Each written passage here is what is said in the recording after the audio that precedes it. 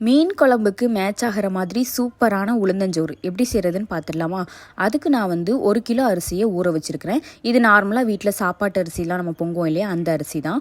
1 kilo அரிசிக்கு 1/4 kilo உளுந்து, இது ரெண்டையுமே நான் அரை மணி நேரம் ஊற வச்சுக்கிட்டேன். இப்போ தாளிக்க ஸ்டார்ட் பண்ணிடலாம். குக்கரில் 3 டேபிள் ஸ்பூன் நல்லெண்ணெய் எடுத்துருக்கிறேன். அடுத்து இதோட கருப்பு உளுந்து, கடுகு, மிளகு, அதுக்கப்புறமா வெந்தயம், சீரகம், சோம்பு, இது எல்லாமே ஒவ்வொரு டீஸ்பூன் ஆட் பண்ணிக்கோங்க. இதெல்லாம் சேர்த்ததுக்கப்புறமா இதோட 2 வத்தலை பிச்சு இந்த மாதிரி உள்ளே சேர்த்துட்டு ஒரு கொத்து கருவேப்பிலையும் சேர்த்துக்கோங்க. கருவேப்பிலை சேர்த்ததுக்கப்புறமா ஒரு 10லேருந்து 20 சின்ன வெங்காயம், ஒரு 10 பல் பூடு சேர்த்து இந்த மாதிரி நல்லா ஒரு வாட்டி மிக்ஸ் பண்ணிவிட்டு இதோட 1 டேபிள் ஸ்பூன் இஞ்சி பூண்டு பேஸ்ட், அதுக்கப்புறமா 1 table spoon garam masala powder சேர்த்து நல்லா மிக்ஸ் பண்ணிக்கோங்க. ரொம்ப வதங்கணும்னு அவசியம் இல்லை, லைட்டாக வதங்கினா போதும்.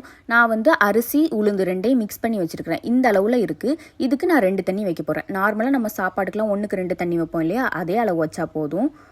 தண்ணி நல்லா கொதிச்சதுக்கப்புறமா இதோட 2 டேபிள் ஸ்பூன் உப்பு, அதுக்கப்புறமா நான் தேங்காயை ஒரு அரைமுடி தேங்காயை இந்த மாதிரி மிக்சியில் துருவி அதையும் உள்ளே சேர்த்துக்கிட்டேன். சேர்த்ததுக்கப்புறமா நம்ம இதோட 1 கை மல்லி, புதினா ரெண்டுமே சேர்த்து 1 கை தான் சேர்த்துருக்குறேன். அடுத்து இதோட நம்ம ஊற வச்ச அரிசி, அப்புறமா 2 டேபிள் ஸ்பூன் நெய் சேர்த்துட்டு குக்கர் மூடி போட்டு 2 விசில் வச்சுருங்க. ஹை ஃப்ளேமில் 2 விசில் வச்சுருங்க. ஃபுல்லாக ப்ரெஷர் எல்லாம் தானாக ரிலீஸ் ஆனதுக்கப்புறம் ஓப்பன் பண்ணி பார்த்தீங்கன்னா சூப்பராக நமக்கு சாதம் ரெடியாகி வந்துடும். நம்ம நல்லெண்ணெய் ஊற்றி தாளித்ததுனால நல்லெண்ணெய் வாசம் வருமா அப்படின்னா நல்லெண்ணெய் வாசம்லாம் வராது. நல்லெண்ணெயை நல்லா சூடு பண்ணிவிட்டு அதுக்கப்புறம் அடுப்பை நல்லா சிம்மில் வச்சுட்டு நீங்கள் எல்லா பொருளையும் சேர்த்து தாளிச்சிங்கன்னா நமக்கு அந்த வாசமே வராது. மீன் குழம்புக்கு ரொம்ப டேஸ்ட்டாகவும் இருக்கும், ஹெல்த்தியும் கூட. கண்டிப்பாக உங்கள் வீட்டில் ட்ரை பண்ணிவிட்டு எப்படி இருந்ததுன்னு கமெண்ட்ஸில் ஷேர் பண்ணுங்கள்.